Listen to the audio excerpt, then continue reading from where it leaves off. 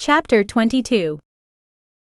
Noah wondered what she was doing as they stopped by her little SUV, but didn't ask. She didn't take long, and after a couple minutes, they were back on their way up to her apartment. He stayed alert in case Eric was lurking in some shadow, but they made it inside without encountering anyone.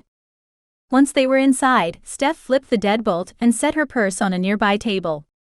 He thought she was going to walk away, but she stayed and dug a minute in her purse before pulling out the little P238. So that's why she'd stopped by her vehicle. If I'm gonna start carrying this, I'm going to need something better than dropping it into my purse. It takes too long to get to it. By the time I find it in there, it would be too late. Noah watched as she carried the pistol over and set it on a table beside the sofa, before turning back to him. Want something to drink? I've got water, milk, maybe a couple beer. I think I have a couple sodas too. No soda. No caffeine this late. Steph smiled. Only someone who's been up all night would call this late. What is it? 9 o'clock? She went to the fridge, opened the door and peered inside. About that. Oh, I was wrong. I have 4 beer. She looked up at him. I'm gonna have one, you want? Only if I'm staying. That's up to you. She pulled 2 MGDs out, twisted the tops off and handed one to him. I guess I'm staying then. He glanced over at the pistol. About carrying, do you always have your purse with you? More often than not, but not always. Mostly I've seen you on vacation, so I'm not sure. Do you normally wear jeans? Almost always. Steph frowned. Why? You might consider an inner pants holster. Especially if you tend to lean toward loose tops, like I've mostly seen you in. I do. She looked at him with a scowl. How do you know so much about it? I have some friends and I wasn't always a nurse. Noah gave her a cryptic smile. Target shooting was one of the few things my dad and I did together when I was a teen. I learned a lot then and I've kept up to date. Come sit down. She moved to the couch and sat near the middle, leaving room on either side for him. No matter which he chose, she would be beside him. He guessed that wasn't an accident. It was a good thing he liked her, okay, more than liked. He sat down, turned and looked at her. Now what? I could find us something to watch. She motioned at the TV across the room. Or you could tell me more about an inner pants holster. He filled her in on what she needed to know, showed her several online, and suggested she go into a shop and try several on to see what felt good. Then she turned on the TV and found something to watch. Within 10 minutes of turning on the TV, she was curled against his side, with her feet pulled up in the seat beside her. They barely made it through one episode of NCIS, before they were both dozing off only to jerk awake again. Enough of this. Steph turned off the TV. You can come get in my bed or you can sleep out here, it's up to you. She rubbed the side of her face against his chest. I know which I'm hoping you'll choose. She pulled away, got up and disappeared down the hall. It was a comfortable couch, but Noah had no intentions of sleeping on it. He pushed himself off the sofa and followed her. Which one? He asked as he stepped into the hall and found 4 doors. In here came from the right. He followed the sound of her voice and found her standing in front of a dresser in a good-sized bedroom. The room was clean mostly. There were a couple bits of clothing draped on a chair in the corner.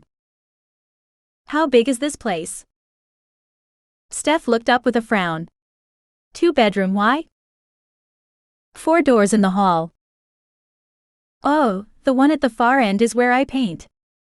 It's a mess, so I keep the door closed. In the middle are the bathroom and a closet. Closet is the one on this side.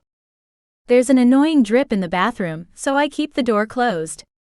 I've reported it to the office, but they never sent anyone to look at it. She ruffled through the drawer in front of her. You want something to wear to bed? I might have a pair of sweats I stole from my dad. I usually sleep in my underwear, if that's okay with you. Whatever you're comfortable with, she said with a shrug. I'm gonna go change, then the bathroom's all yours. She carried a bundle of clothes with her, but he couldn't see what it was. Which side of the bed do you want? He called after her. Whichever. I usually sleep in the middle. Noah shook his head, went around the far side of the bed and kicked off his shoes. After a long shift, wandering about barefooted, for even a few minutes, felt like heaven. The bathroom door opened. He looked up and, a second later, Steph came in wearing a snug tank top and a matching pair of shorts. He'd seen the sets in the store and had never thought they could be sexy, until this moment. Standing there watching the cotton cling and move with her every breath, made him want her more than he already did. My turn. He stepped around the bed and past her, catching a whiff of her intoxicating light scent of strawberries and something else. Something he couldn't place but never failed to make him want more. He returned from the bathroom to find Steph had pulled the curtains closed and was now lying on top of the blankets. He was glad to see they were blackout drapes and the only light came from the lamp beside the bed. You sleep during the day often? He gave the window a pointed glance. Often enough. She stretched, her body arching as her arms stretched over her head, revealing firm breasts and erect nipples pressing against her thin top. Noah's mouth watered. He didn't bother to go around the other side or undressing, instead crawling up from the foot of the bed where he'd been standing when she'd moved.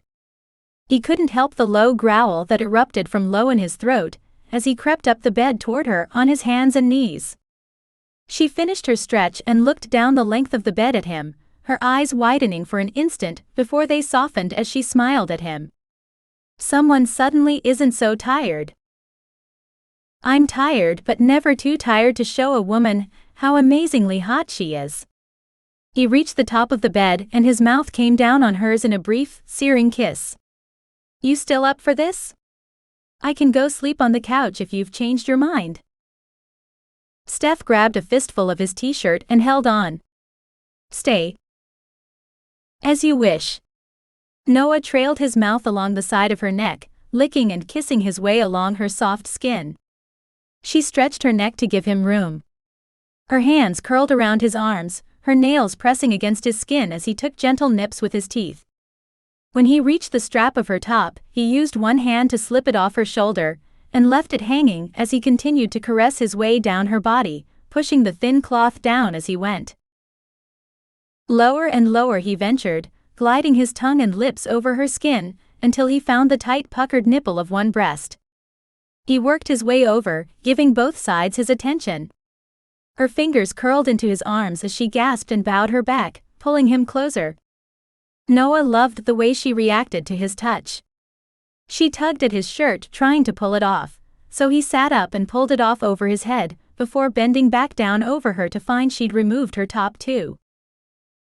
Every touch fanned the flames of their desire. Every caress stoked the fire. Each breath became more ragged until they each pulled at the other, silently begging for more. The remainder of their clothes disappeared, a foil condom package appeared between them. That slowed Noah a moment, not that he didn't want to use it, but that he'd not planned for this and hadn't come prepared. Then he'd gotten so lost in the moment, he'd forgotten. He was glad she hadn't, but at the same time, knew her remembering was a sign he needed to step it up. He wanted her so out of her mind with need, that she forgot how to breathe, much less remember basic precautions.